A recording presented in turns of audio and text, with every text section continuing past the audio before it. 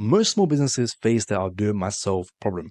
Now, this is basically a contagious disease that kind of spreads, I don't know how, but throughout the small business era, where small business owners do everything themselves. And they get to the point where they're doing 100 plus hours every single week, and eventually they get burnt out. Now, the reason I'm telling you this is because I was in the exact same position in my previous business. I had an e-commerce business before I kind of entered this agency space. And unfortunately, by the time I realized how wrong I was actually getting it, it was too late.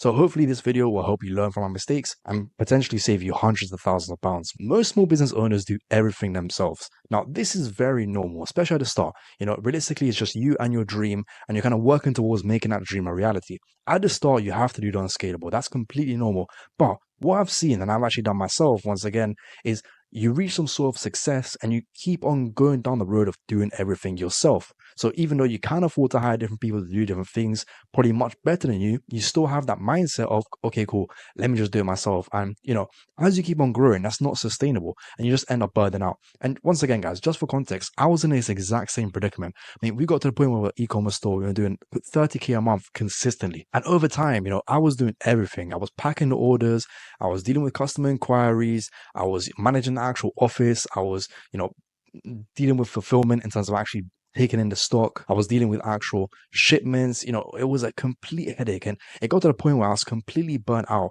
And over time, just being completely honest, I lost the passion for that business, something I started when I was 18. Eventually, I did go down the road of actually hiring some employees. But once again, by the time that happened, I was completely done with it. I was so burnt out.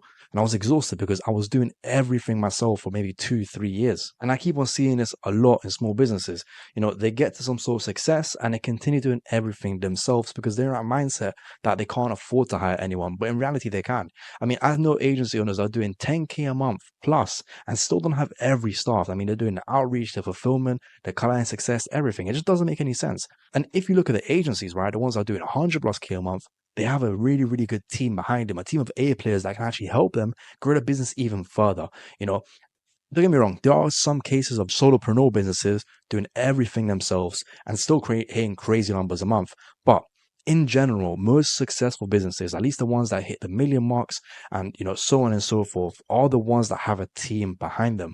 Which is why I'm making this video, right? Because I want to encourage you to actually move away from that mindset of I'll just do everything myself, because at scale, it is possible, but it's going to make your life so much harder. And I don't want you to go down the same rabbit hole that I did, where I basically lost passion for a business that I loved. And I think the most useful thing I want to show you here is kind of the limiting belief that I had to overcome myself. So once again, I thought it was such a headache to get different staff.